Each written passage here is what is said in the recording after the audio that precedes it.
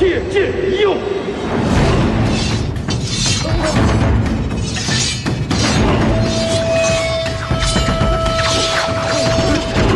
好一个李成刚！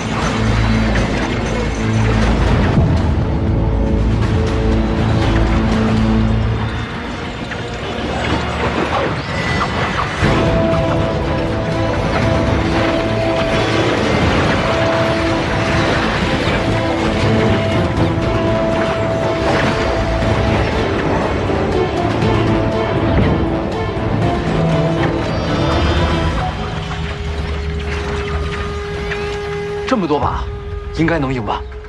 到我这境地，飞来一把剑和无数把剑，其实都没了区别。那为何借这么多？这不显得霸气吗？去拿你该拿的。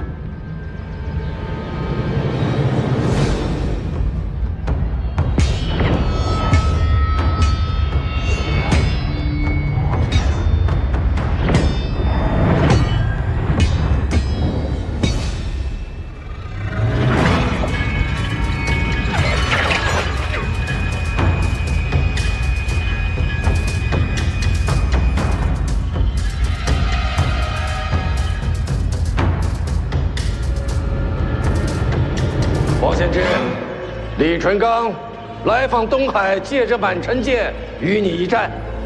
李剑神，又见面了。打完再聊。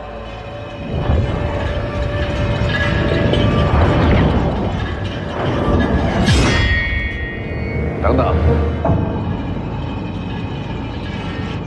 不如出海一战。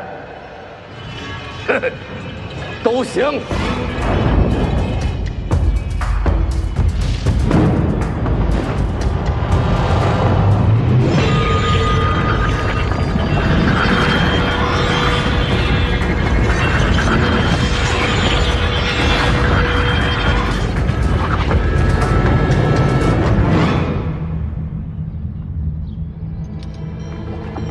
当是最强一战。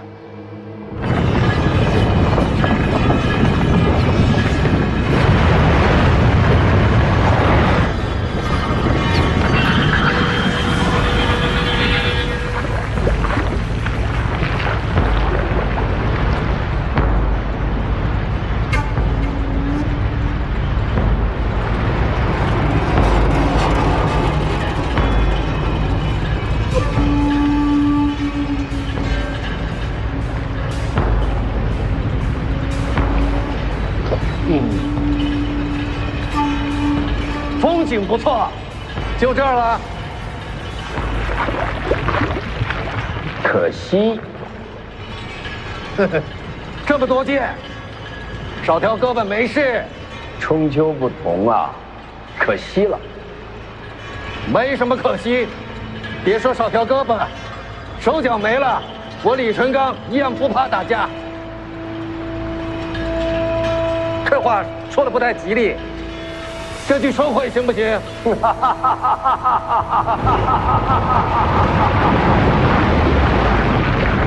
天地重立，有意思。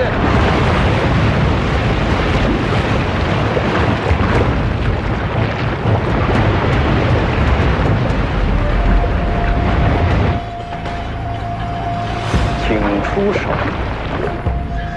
且看我一剑破之。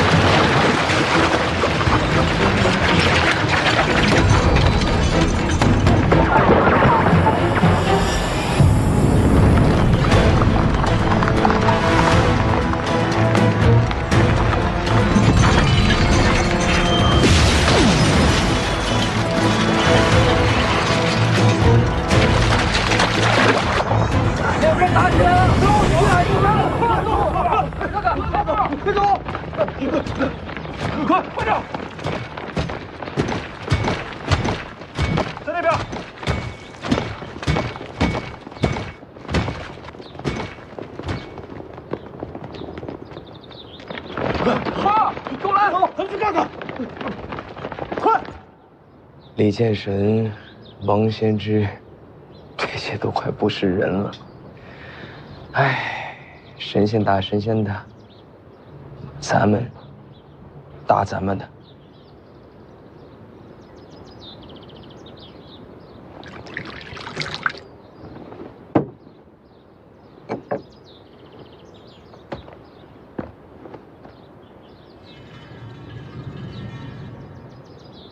好活，当赏。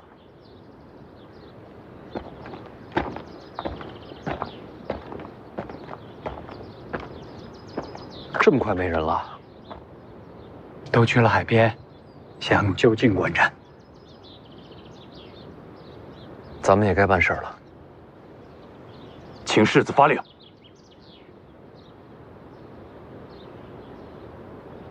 大哥，我们要去取剑匣子了，挺危险的，要不你别去了。我愿与大哥共进退。好，共进退好呀。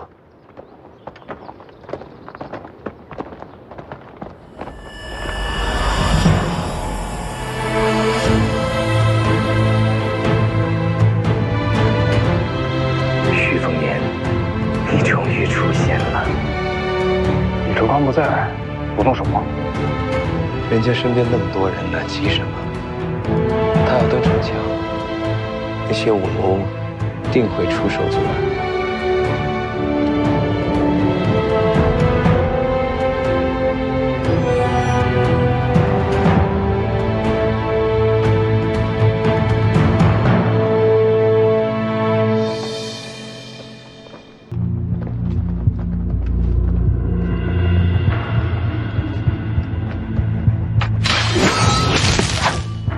止步！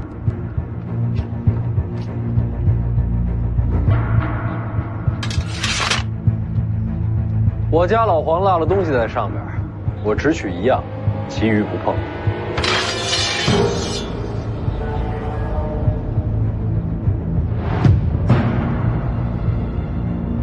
那就是只能动手了呗。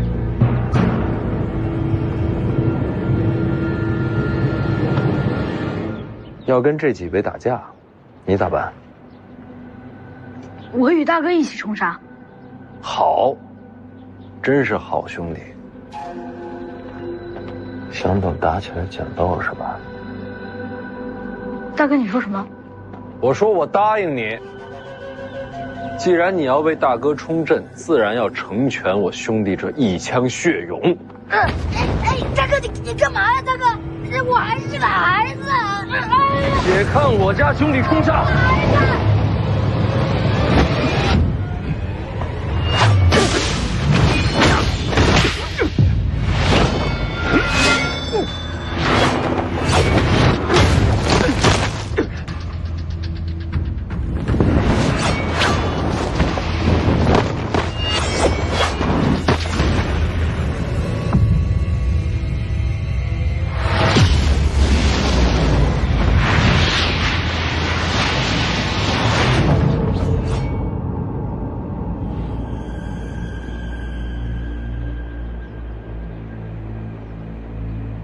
贤弟好武艺，你就等着这一下。可不就等着贤弟大杀四方吗？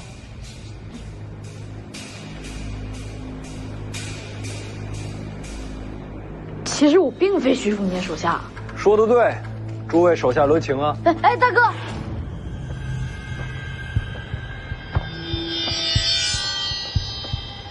这少年又是哪儿来的？毕竟是北朝世子，想必是暗藏的护卫。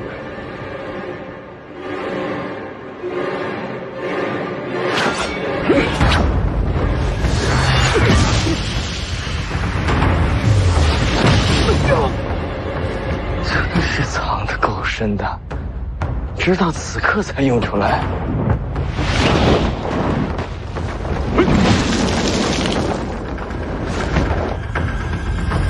真是好身手。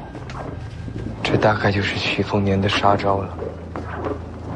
他身边那些人的路子都算摸清了，只有这个少年是个意外。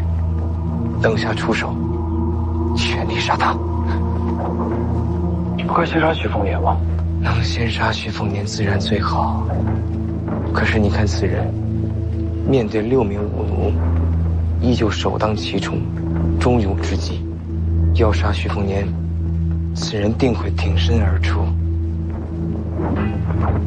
再等等。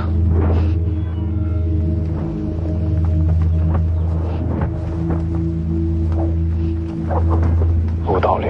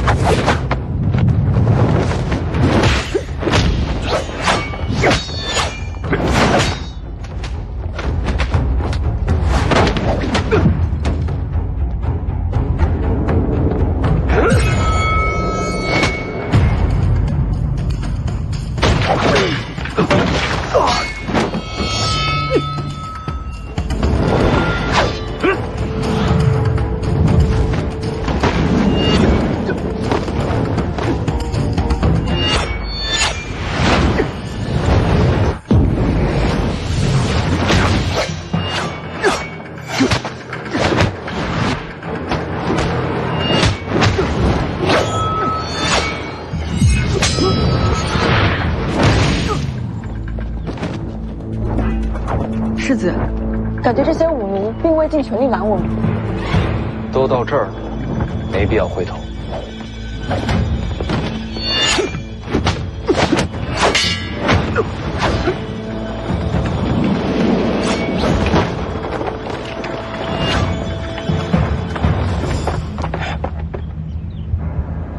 机会来了。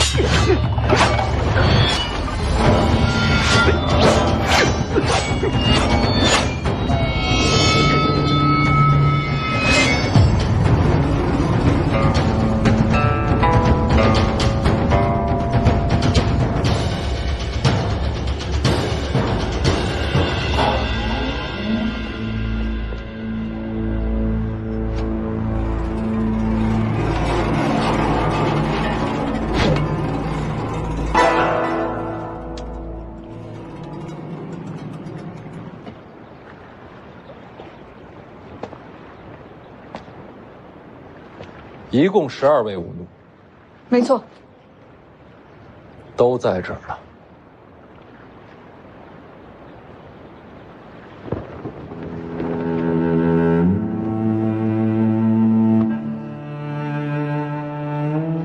你也在。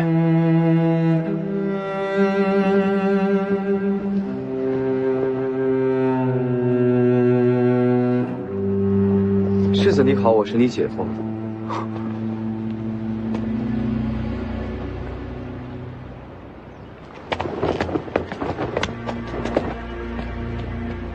又见面了。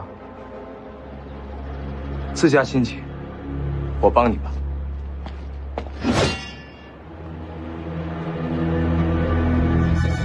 连我都放着。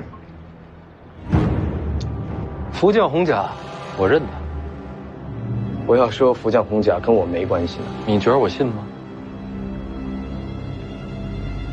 我不参战，诸位随意。世子，请吧。这是要当黄雀。那6位出手，你身边的怕是互不周全。我要是不再前进，就此离开呢？世子，您不是这样的人。也对。世子，前后夹击，时局不利。用兵者被敌围困，难寻出路，该如何？那就杀出条路来。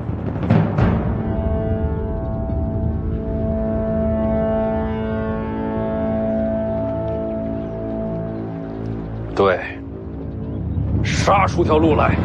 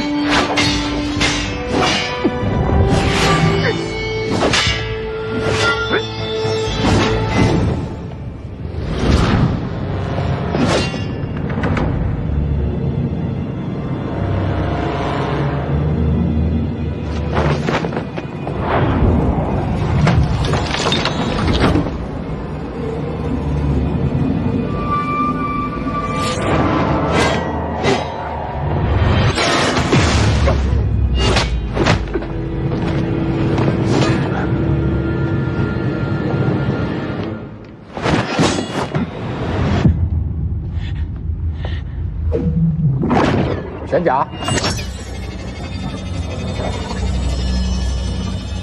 青梅、卓玛、春水、朝露、桃花，谁？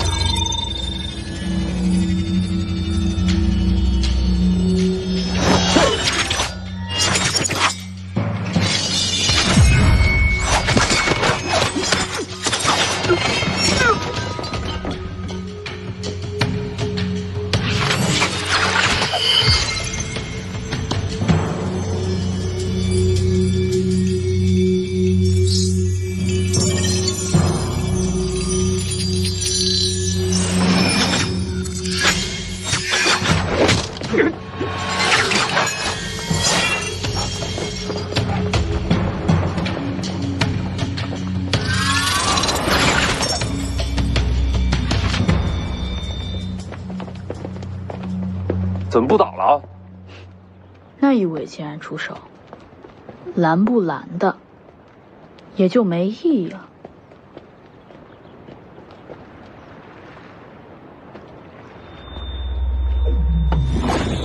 回来！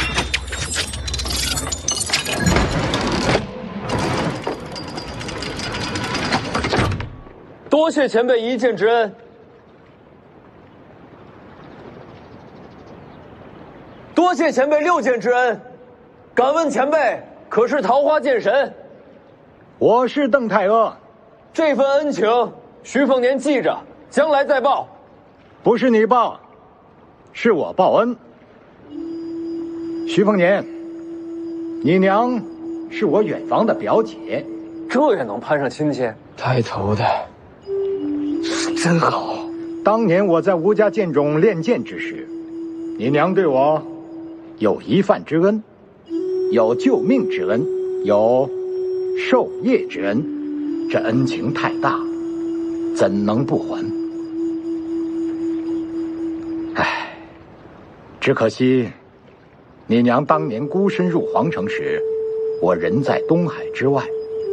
待我归来，一切都晚了。你娘那一战，落下病根，最终殒命。回想起来，我愧疚至今。我欠你娘的恩情，今日这6件，算是还了一半。城头之上，你想拿些什么，安心拿便是。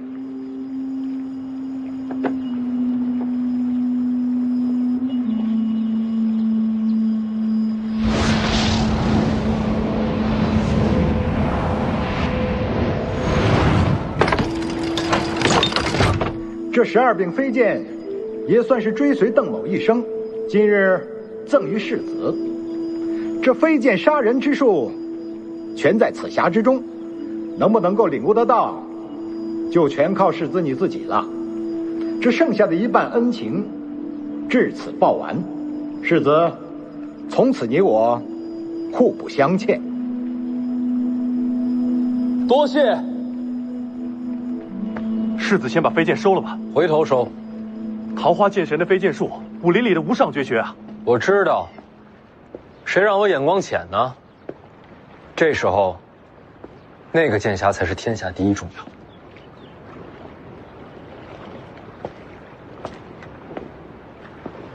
邓先生，您若是要给我一剑，不如早点动手。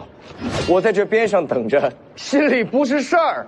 恩情还尽，因果结了，世子与我无关了。那我若是等会儿对徐凤年出手，您不出剑，我的剑已经送人了。邓先生这般身份，定是一言九鼎。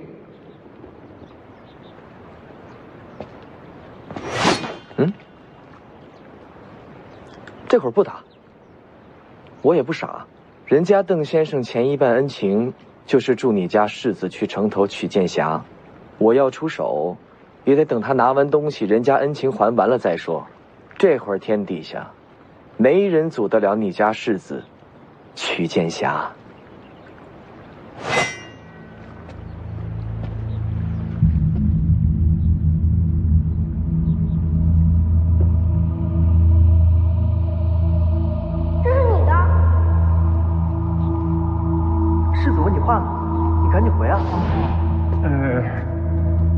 是我的。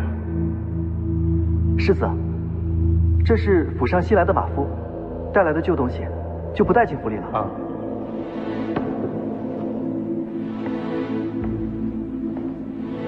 这东西你带着多久了？带着很久了。这是你的就是你的，拿着。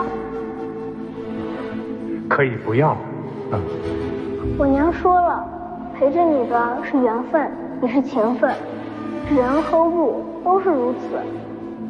其实我也不太懂这句话，反正别乱扔旧东西，将来想要了哪儿找呀？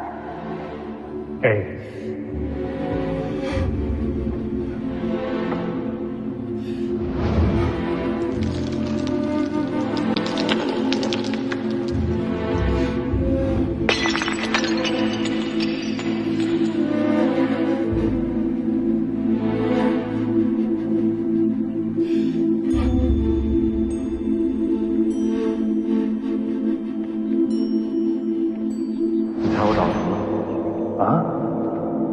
找着什么了？你看，我给你找回来了。你可以不要了。这么多年了，你一直带着，他对你很重要。那都是过去的事儿，干嘛否定过去的自己啊？没有曾经的你，哪有现在的你啊？不管怎么样，对我来说，你就是老黄。既然天意让你把他给找出来了，那你别再扔了。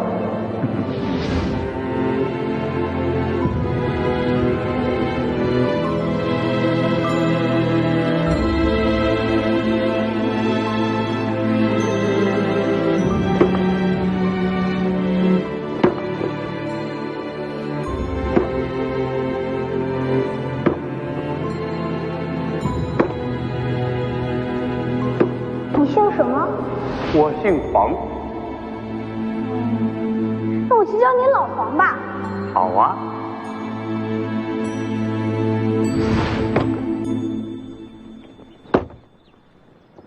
老狗，老狗，天下没有断了尾巴，没了归路。老狗，老狗，天下没有土里埋骨，天里辛苦。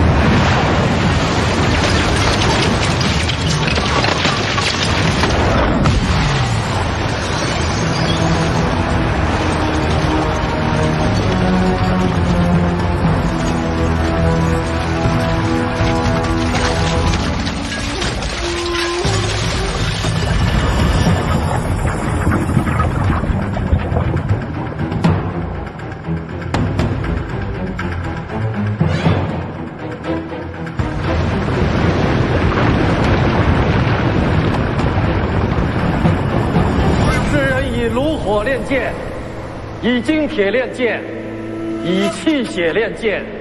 今日我借阴阳之机，星光之焰，借雷霆淬砺，乾坤作也。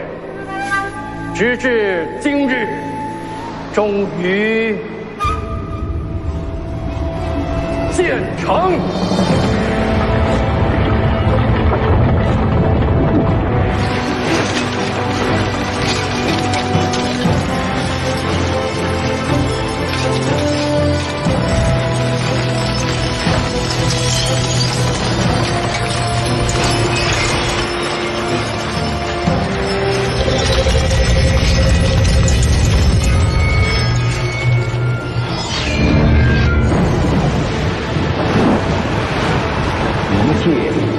开天门，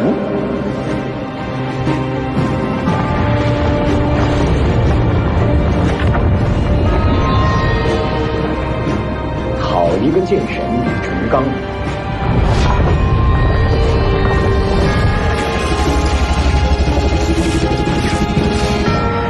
好剑！李成刚此剑开得天门，杀得你王仙之否？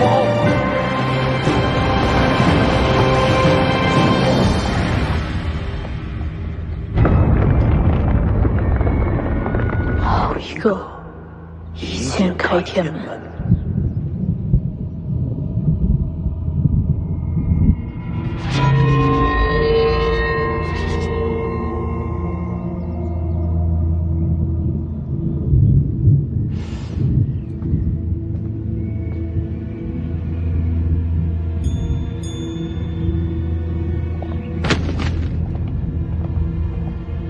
小师叔，又去偷菜了。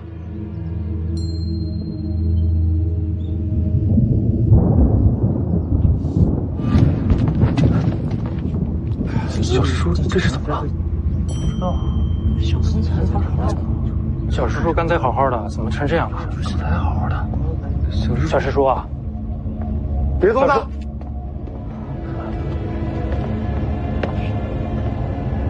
怎么回事？小师叔方才呆立在这儿，望着天边，突然就成这样了。哪个方向？那边。是东方啊！就地给他搭个棚子。然后呢？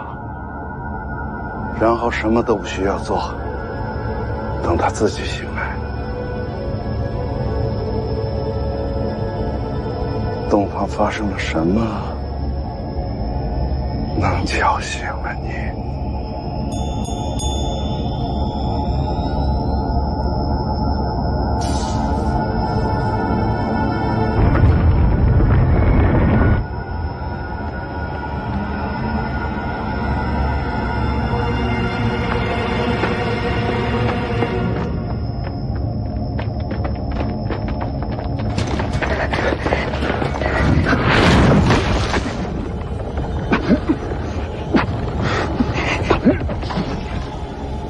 终于等到这一刻。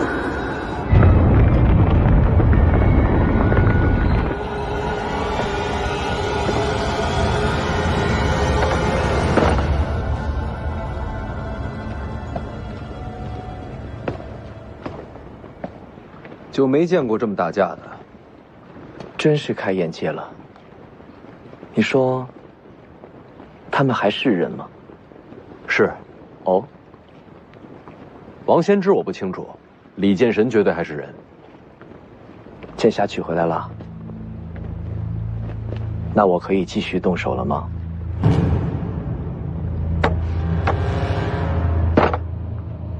你觉得你还有机会吗？李剑神刚出剑，你觉得他还顾得上你吗？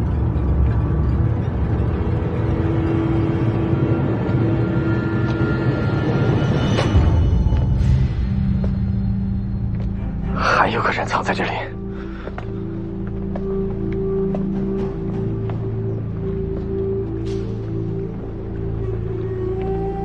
桃花剑神在此，不仅仅是为徐凤年吧？见过赵老天师。你认得我？虽未谋面，却也听闻过赵老天师的风采。也是难得。知道我的人极少，怎么就遇上一个？你运气不错。没明白。李淳刚和王先知动手之后，我就能杀你了。可偏偏新湖内，感受到武帝城外有绝世高手，便想着再等等。没想到等了个桃花剑神的报恩局。方才阁下与武奴动手时，藏了手段，闹着玩玩，何必较真呢？敢问阁下的身份是？被认出来就不瞒了。贫道龙虎山赵玄素。宣字辈，世子，宣字辈可比当今的龙虎掌门还高了2倍。眼前这位，怕是已经活了2个古稀。猜到阁下要对我动手，但没想到辈分这么高，也是难为赵老神仙了。这几日还要管我叫大哥，我都不在乎，你在乎什么？敢问阁下还杀我吗？本来还是该杀一杀，毕竟邓太阿在，该留几分面子。前辈也是来杀徐凤年的。方才邓前辈说过，他的恩情已经报完了，之后徐凤年的生死均与他无关，眼前这位世子还是可以杀一杀的。晚辈愿与前辈联手，如果桃花剑神不出手，眼前这些人是拦不住前辈的。下面的符角红甲是你的，若前辈喜欢，可拿去赏玩。你就是赵凯。前辈知道我。徐凤年我不杀了，杀你也一样。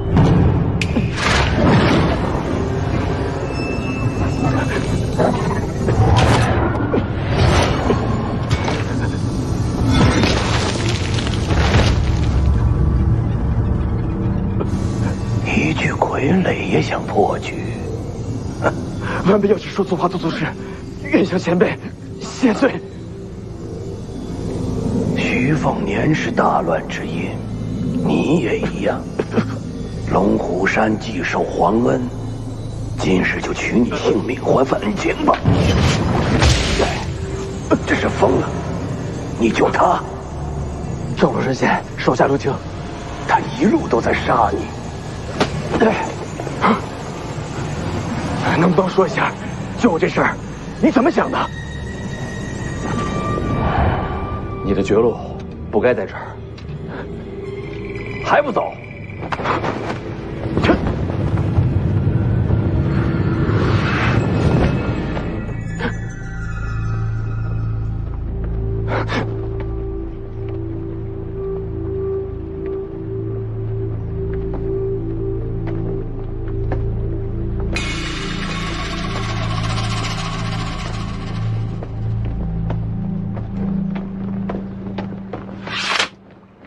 想来想去，也想不出你救他的理由。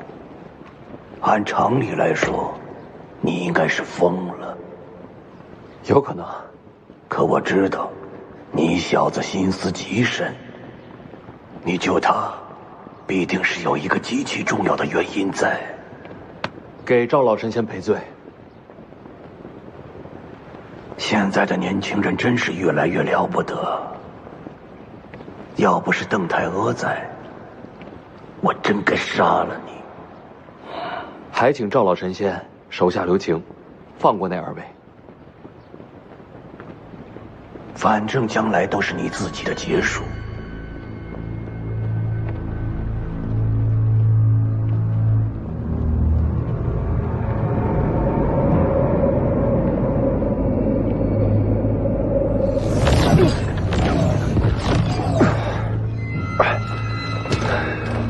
这都什么局面？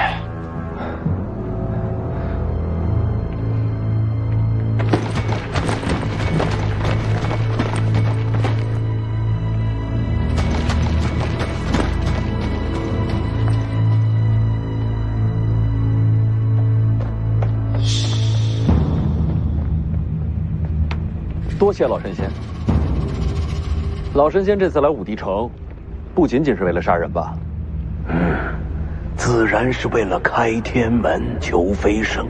天门，武学到了极致，就有飞升为仙的机会。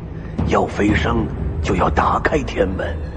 我虽身如少年，内在却接近腐坏，毕竟等了2个甲子。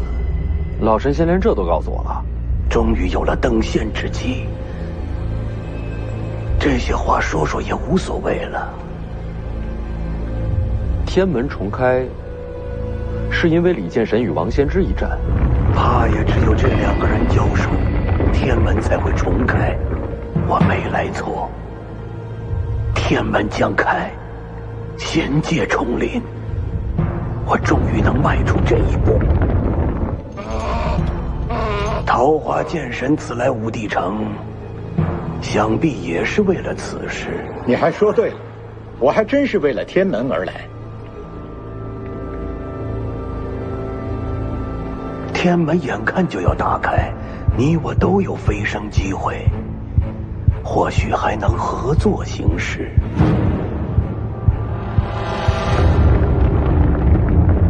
这2人全力交锋了。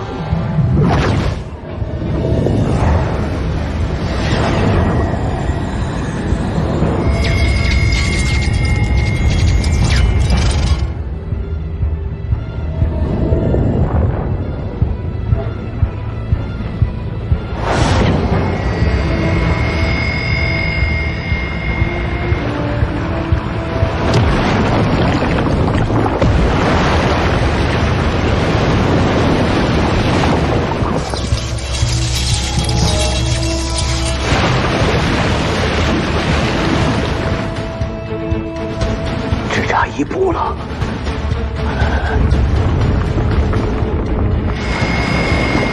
白大妈，天门将开。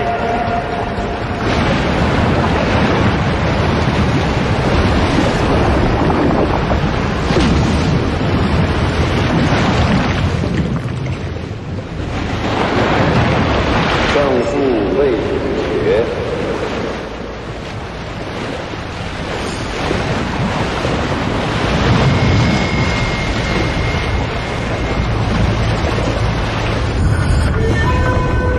王仙芝在做什么？怎么停手了？数十年来唯一一次开天门的机会，他们俩就准备放过了不成？或许他们二位不愿飞升呢？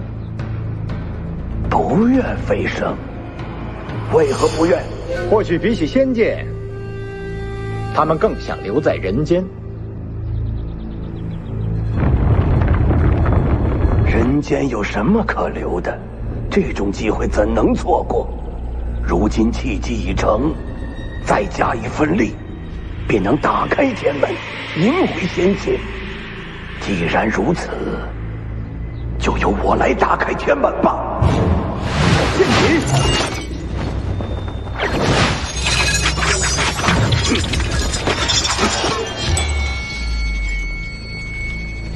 邓太阿，你做什么？老天师方才有句话说错了，邓某此来武帝城，确实是为了仙界天门，只不过不是等他打开。那你要的是什么？我要的是阻拦天门重开，要仙界与人间断了往来。为什么？历来古籍素有记录，仙人下界。所谓仙人，早已抛却人心，以天道自处。每逢仙人临凡，仅凭喜好，便要改换天下之事，江河改流，山川移位，都属平常。更有甚者，仅凭一己之好恶，便要断人间之生死，不知换来多少白骨累累。那又怎样？世上王朝更迭，不也是杀戮不断？别的不说，这位是北凉世子，他爹徐骁当年杀了多少人，怎不见你提剑斩杀？王朝更迭，乃是人间自己之争斗，我从未想过让天下无杀戮。说起来，我自己所练的就是杀人之剑。可是人间之事，自然由人来决定。这人间不需要仙人。就为这个，你要拦下天门重开，断了天下武学者的前进之路吗？哼，邓某从来就不是讲道理的人。你拦我飞升之路，你我便是不共戴天之敌。你也拦不住我。峨眉朱雀，黄铜皮肤，一米太阿。剑阵，此剑阵取名冰解，本来是为王仙芝而准备的，却不想用到了阁下身上。我倒要看看邓剑神能否冰解贫道。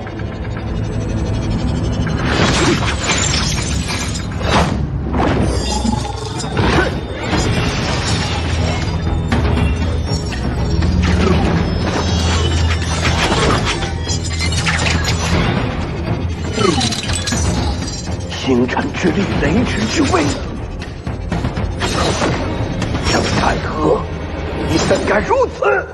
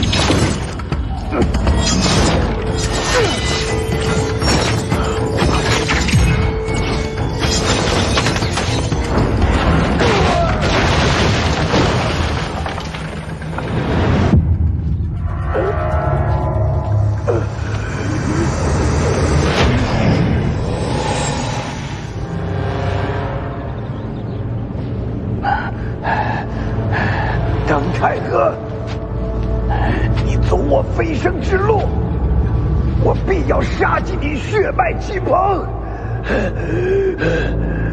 赵老天师，此时收手，还能保住性命。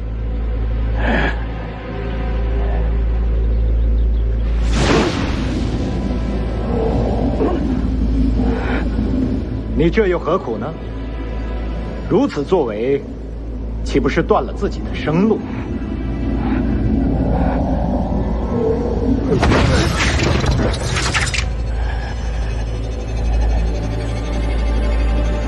天人之间，岂受他人束缚？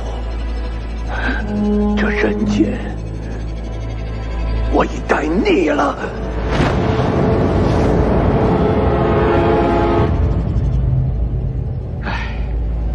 生而为人，却腻了人间，哼，何其可笑！我等进入天人之境，便再也不算普通凡人。只是为了变强，真的要抛弃那颗做人的心吗？我扔了又如何？赵老天师，邓某的剑下不许人间有仙。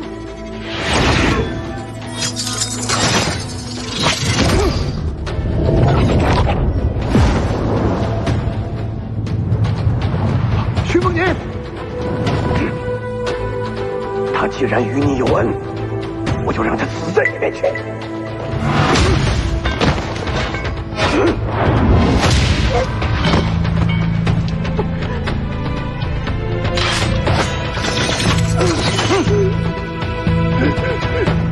老子让你登仙，剑酒6000里。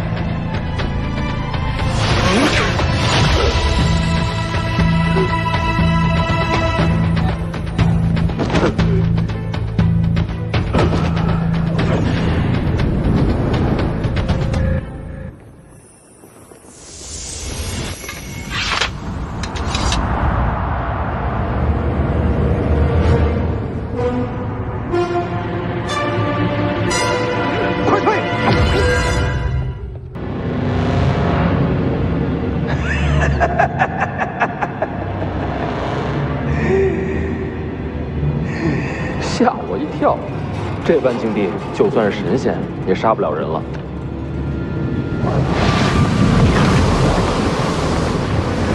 不是杀你，只是坏你气运。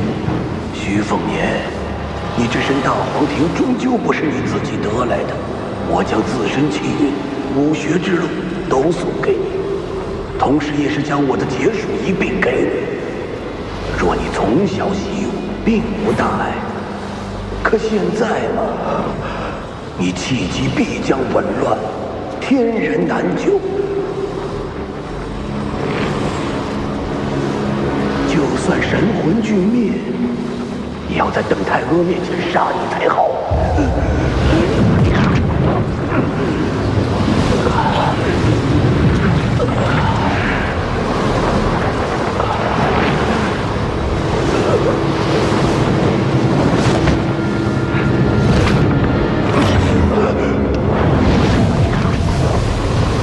转气运之术，你是那老家伙的弟子？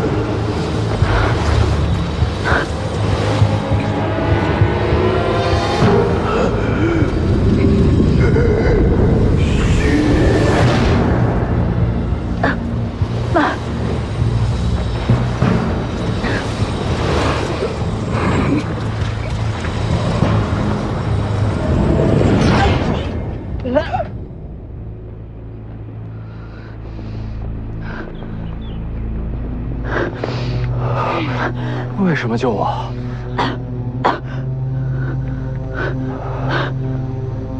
世子，世子，世子！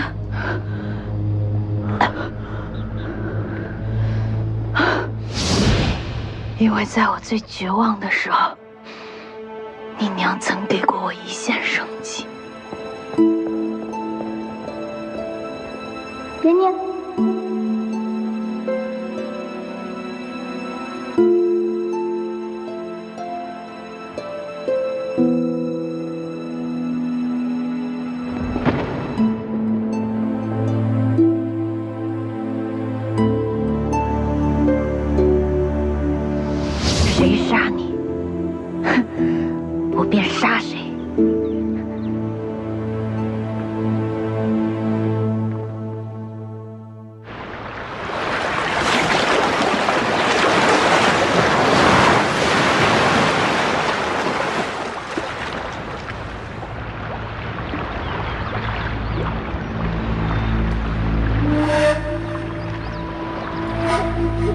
再重逢。下次一字两文。好，说定了。过年啊，给你点礼物。你属小狗的，我背后这丫头本世子欺负得，你们欺负不得。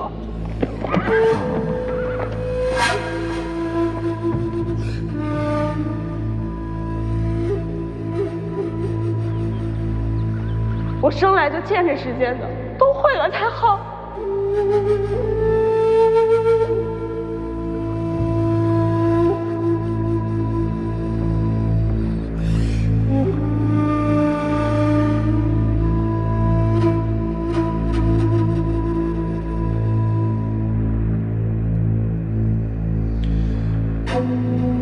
徐凤年，你就算要死，也得死在我手上。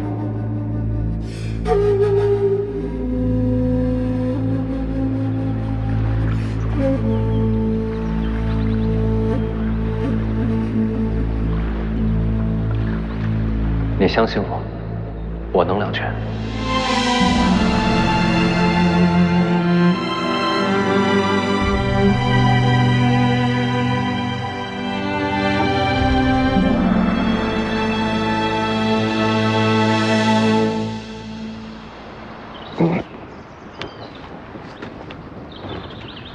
那丫头呢？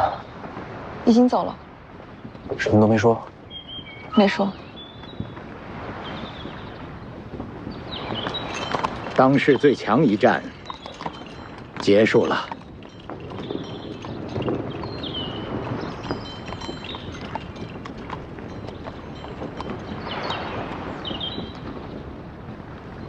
好像还行，就是有点晕。龙虎山那位临死将自身武学路数讲诵于世子，本意呢是想乱你泪息，削你气运，结果被那位呵呵姑娘强转气运，替你接了过去。世子如今伤势已无大碍，休养一段时间就好。那丫头会怎样？不知道。转气运之术世上罕见，我也不大了解。他呀，既然会这奇术，身后自有师承，不会出什么大意外的。李前辈，你打完了？打完了。邓太阿给你的。是。邓前辈呢？也已经走了。这还真留给我了。既是飞剑，又是剑心传承，他倒是舍得。没事，多看看这飞剑，多想想他今天的出手。您不是说要我走自己的路，少看别人的武学吗？有我传你建议，别家武学还有什么必要去学？不过这邓太阿的飞剑倒是可以借鉴借鉴啊。就是这剑太秀气了，颜色还那么艳，小女娃的鉴赏水准不超过8岁那种。幸亏邓前辈走了，不然您还得再打一场。打就打呗，老夫打不过王先知，还打不过邓太阿了。东海之上，前辈输了。胜负未分呢，但再打下去怕是要输。没打完，不打了，再打下去要重开天门了。真有仙界？仙人有什么不一样？嘿，都是自认为仙人的蠢材而已。您知道所谓仙界的秘密？那种破事你现在用不着知道。就你这身手啊，那地方的事对你来说还早着呢。您说什么就是什么。不过话说回来，这一战既然没打完，就不能算输。没准打下去，就是王先知油尽灯空呢。哎，输了就输了。王先知底子扎实，悟性又高，修为稳步上升。这些年来占尽天下高手磨练自身，我毕竟耽误了几年，又少了条胳膊，赢不了。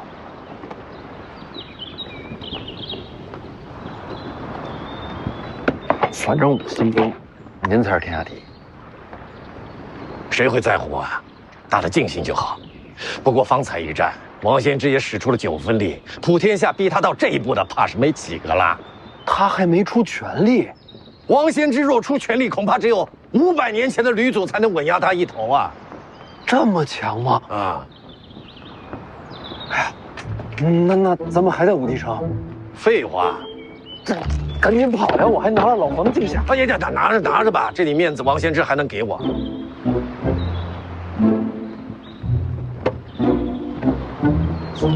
那什么，那您面子有多大？你要干嘛？我能跟王先知聊两句吗？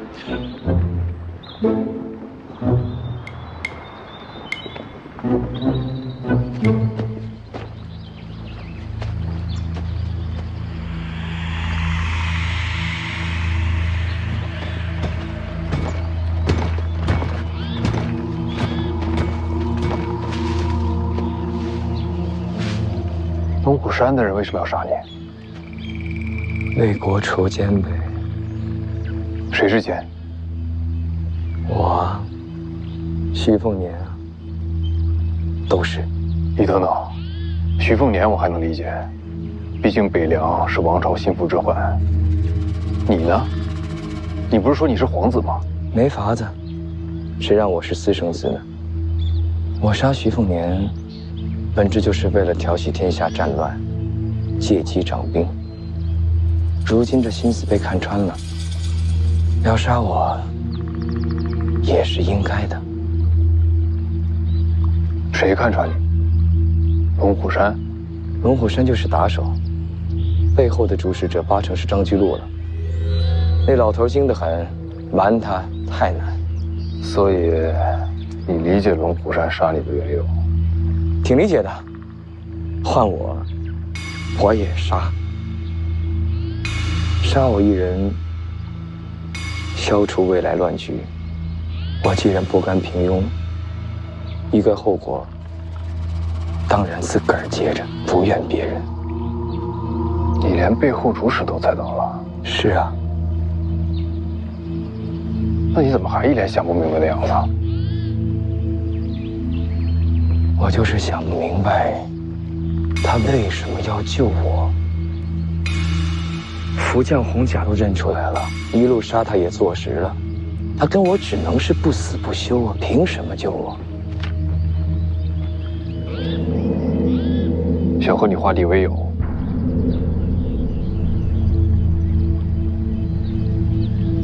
我天天追着赶着杀你，你能化敌为友？那我也想不出了。想不明白，算了，走吧。回武帝城？是啊。回去做什么？杀徐凤年啊！人还好好活着呢。他救了你，你还杀他？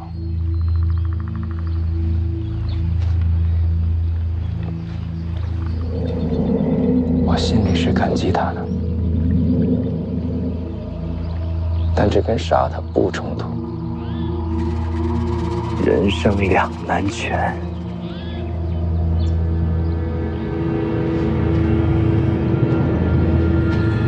不用去了，大师傅。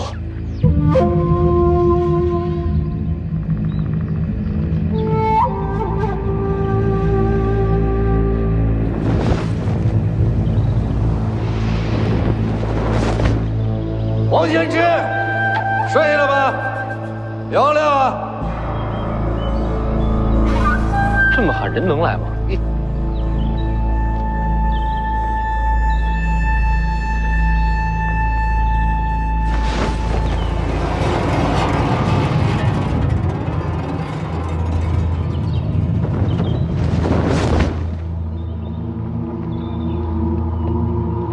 何事？这小子找你。邓太阿的12飞剑，给这小子了，运气不错。王前辈你好，晚辈徐凤年，在此有一事相求。不对，是两事相求。求我？说。这第一件事儿，是想请王前辈借辆好马车。不瞒前辈，有伤在身，回城不想走水路了。你杀了武帝城6名武奴，又抢走了见九皇的遗物，如今又跟我要马车。那6人并非为我所杀，我也没那本事。至于老皇的遗物嘛，我会给前辈一个交代。怎么交代？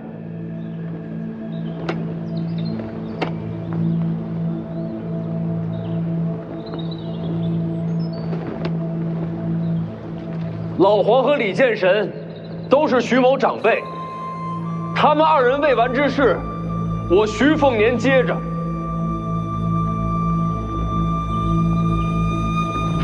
老黄力战身死，是武者归宿，无怨无悔。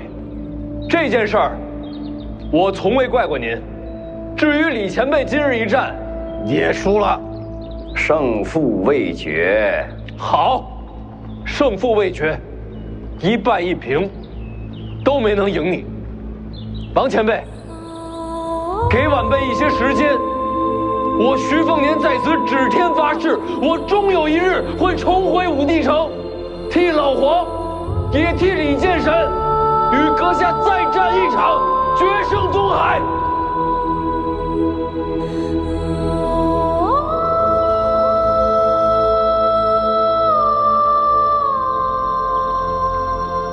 你在约战？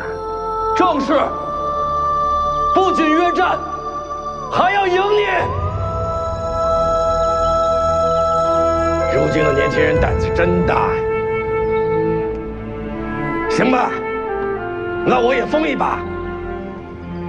我这辈子从来没赢过你，王献之，这最后一次机会，我就托付给这小子了。你信他吗？这剑道好在哪儿啊？好就好在，他有传承。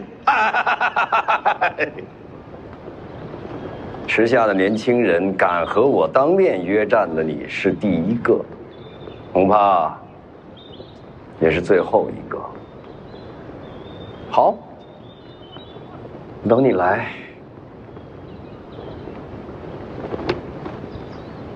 多谢前辈。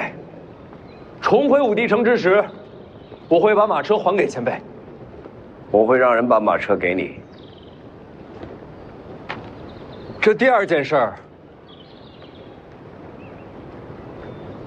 是我听人说，我娘当年遇袭之日，您也在京城。您一直在查害我娘的凶手。小姐过世起，就一直在查。这些年追查凶手，整理出来的东西都在里面了。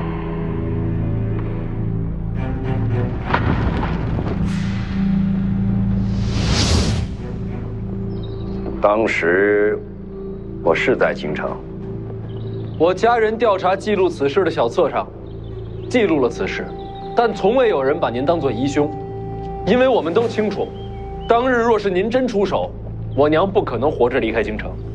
我去京城与他无关。我只想问前辈，当年有谁围杀了我娘？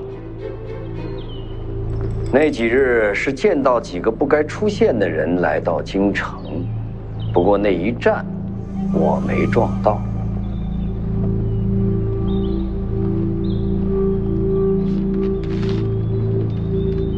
这个人当日在不在京城？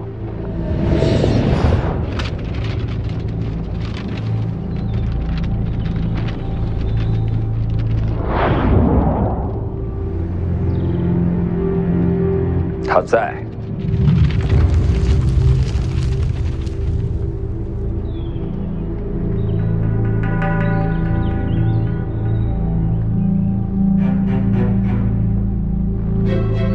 多谢前辈。除他之外，还有谁在？我不记得名字啊，我只记得是瞧见北莽的人也在京城。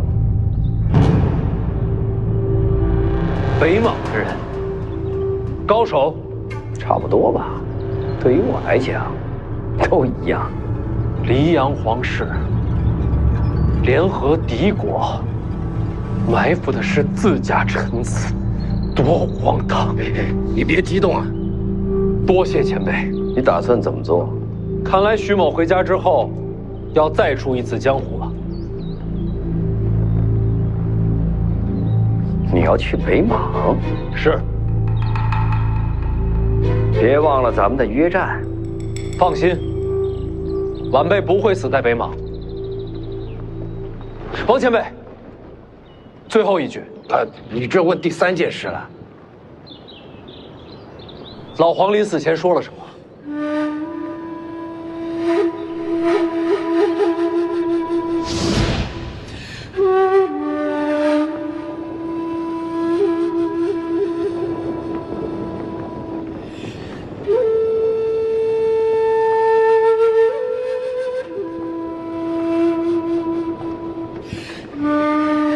来，给少爷上酒。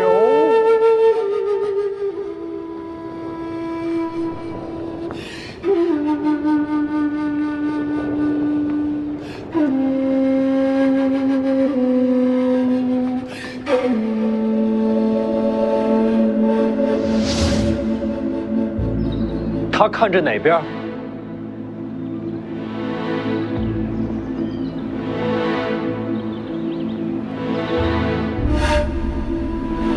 北。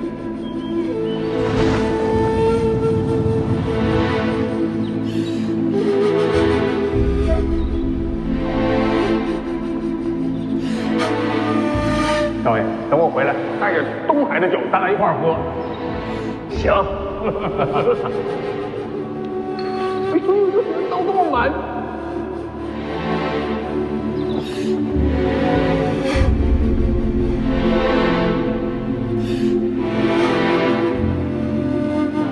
青鸟去车里吧，前辈也上车。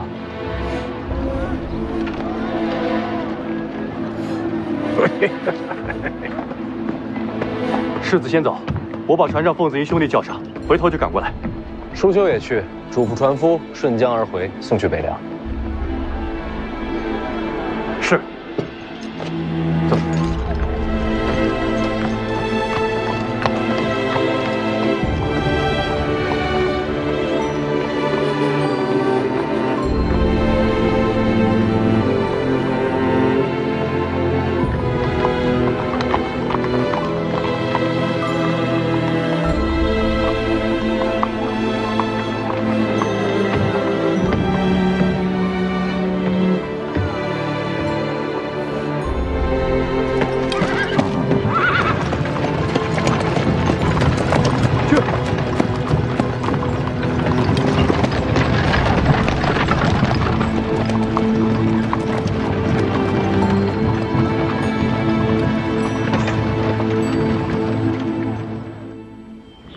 西蜀，曹长卿与西楚公主已然到了蜀地，楚国余孽蠢蠢欲动，朝堂认定蜀地将有大乱。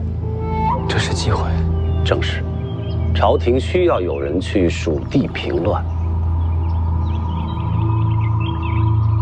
难道是我？还能是谁？可是，按理说不该轮到我。许萧不能去。西蜀若归北凉，天下都要姓许了。顾建堂呢？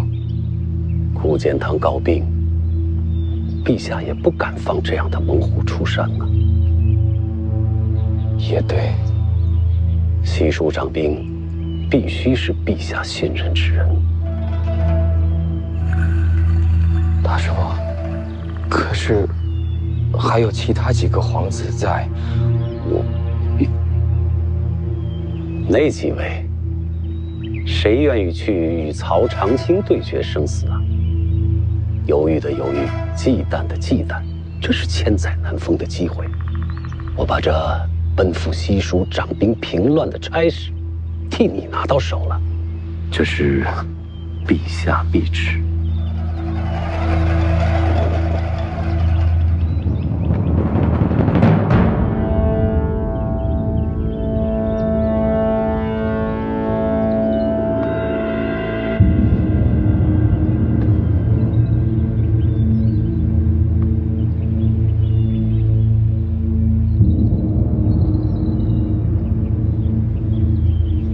曹长卿不好对付，我陪你西行啊。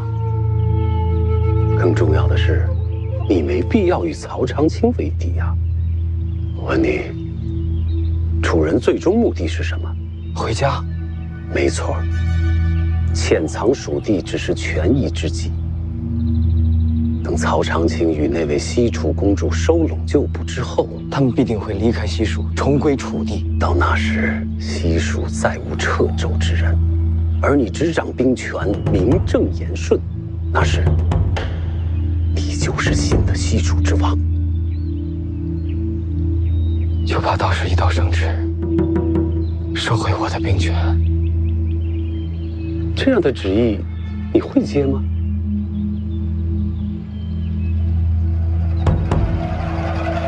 当然不会。等我征服蜀地，下一步就要往边境之外。边境外，蛮荒。等蛮荒跟西蜀连成一片，我就有了问鼎中原的根基，最差也是一个无可动摇的蜀王。能看到这一步，也不枉费我教导你这么些年啊！多谢大师父，替我抓住这般良机。无需多言，我们即刻赶路前往西蜀。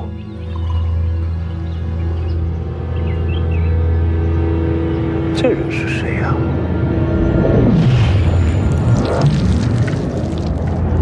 袁庭山，轩辕家曾经的门客，如今走投无路，倒是可用。袁庭山欲为蜀王掌中之刀，斩尽仇手。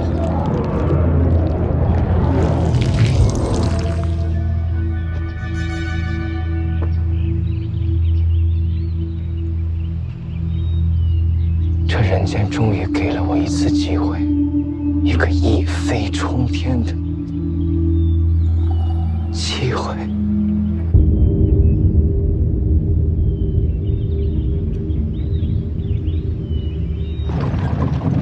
终于返程了。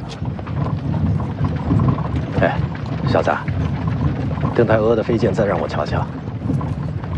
青鸟，帮我打开。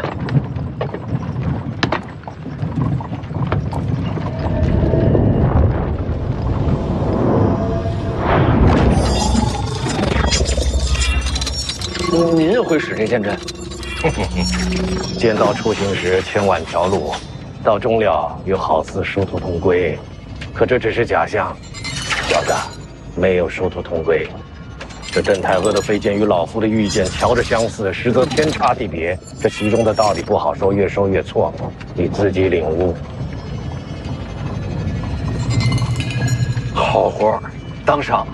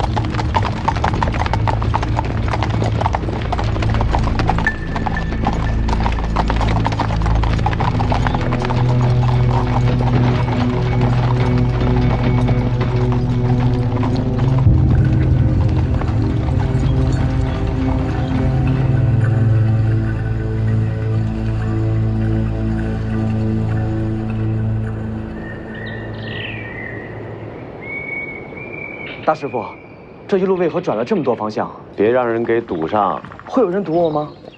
办事总要小心。那为何不快马加鞭？总要让马有休息的时候啊，不能跑一半把马给累死。大师傅，我看毛先知与李成刚，他们都快能飞于长空了。借真气而已。你能吗？你说呢？徐凤年也踏上归途了，这您都知道？我让人远远盯着，这一路歇息时都有眼线回报徐凤年的行踪。还用让人盯着他吗？要是我能成为蜀王，就可以不用杀他了。我一路在想，你说在武帝城时，徐凤年救你一命，这事儿确实说不过去。会不会是徐凤年知道咱们要去西蜀找兵？这密旨他怎么会知道？就算他知道，为什么要救赵凯？西蜀北凉可谓犄角之势，徐凤年是下一任北凉王，若是和蜀王联盟，那就真的安枕无忧了。这么说倒有点道理，还是说不通。徐凤年怎么可能远隔千里还知道朝堂对策？再者说，武帝城时，大师傅还没有来，连我都不知道自己要去西蜀。不管怎么说，徐凤年都没有理由救你，这事儿透着古怪。所以我让眼线观察他这一路的行程。您哪来那么多眼线啊？活了这么多年，总该给自己培植些势力，这些势力将来都是你的。大师傅，若没有您，我活不到今天的。若没有你母亲，我也不会有今日。行了，不说这些了。这些天眼线回报，徐凤年一行确实往北凉而去了。从路程看，他们就算想拦我们，也不可能。那就万无一失了。然而这些天，徐凤年始终在马车内未曾露面。是受伤了？不知道。您的眼线总不能拦路查人吧？徐凤年一行快经过广陵了。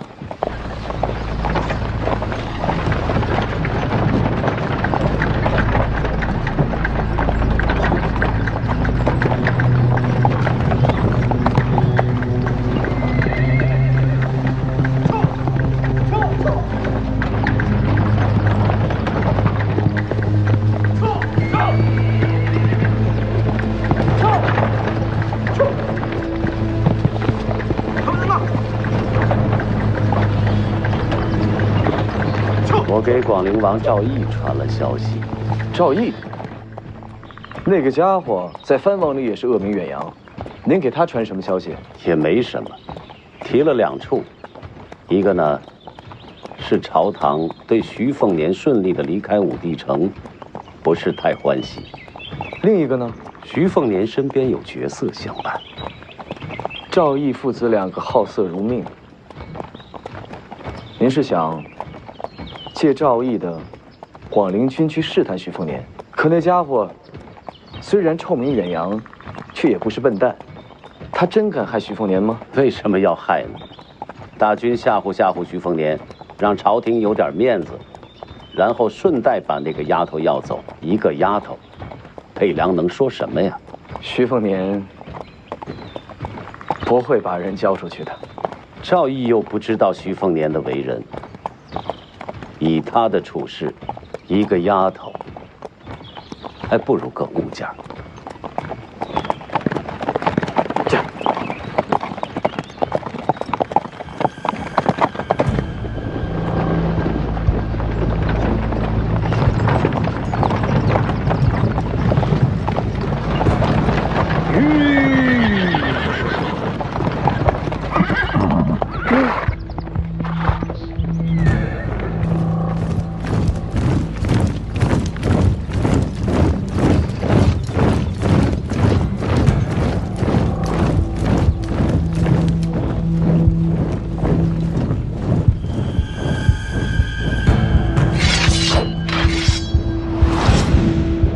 李前辈，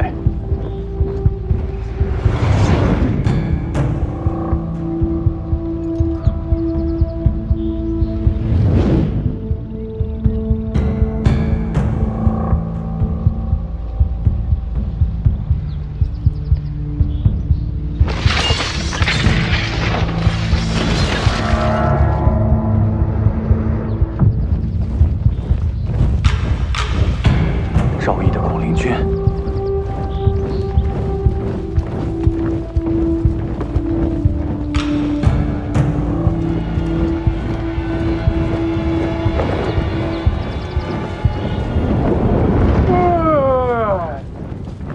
李前辈，这怕是要过千了。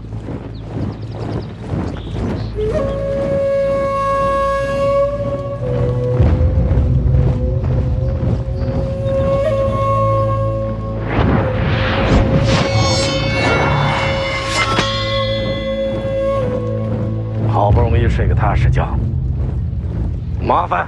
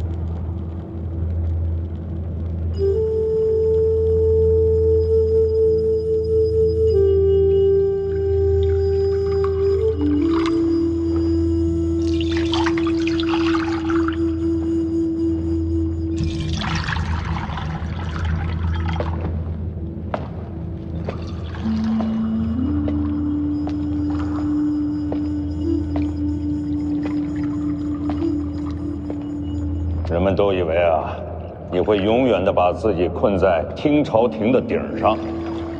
同袍忌日，怎能缺席？何况画地为牢，画的就是听朝廷，高处地下，依旧是在听朝廷内，不曾越界。嗯。哎，你说哈，这每年都要来这么一回，这身边的人呢是越来越少，这灵位却越来越多喽。总算换回了一场人间太平啊！可他们都看不到了。他们在看，一直在看。李淳罡一剑破甲2000余，广陵军心胆俱寒。你们都听见了吧？啊，都听见了吧？就是那个陪了你们很多年的那个李剑神，这次他威风了。凤年未曾露面。哎呀，你说哈，他这次江湖之行，我全都安排的妥妥的，啊，甭管是青州也好，还是江南也罢，我所有的布局可以说是做到天衣无缝了。陈之豹一直未曾在军营露面，无人知道其下落。嗯，哎呀，凤年这孩子呀，在我的布局之下，竟然弄了一场瞒天过海，把我都给骗了。直到最后，我才知道他要做些什么。要是一直跟着你的安排走，他就是第二个徐骁。啊，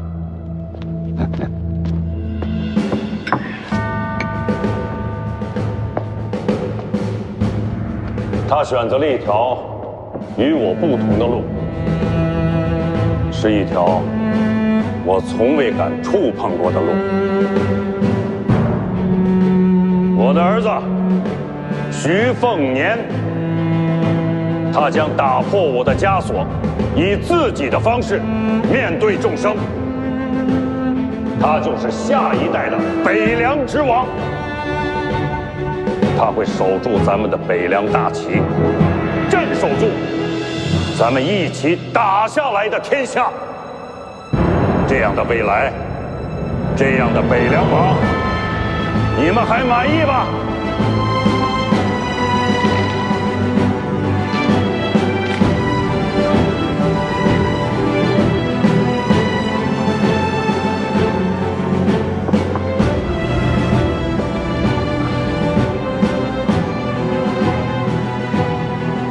我们的时代终于要过去了。北凉有了咱们自己的新王。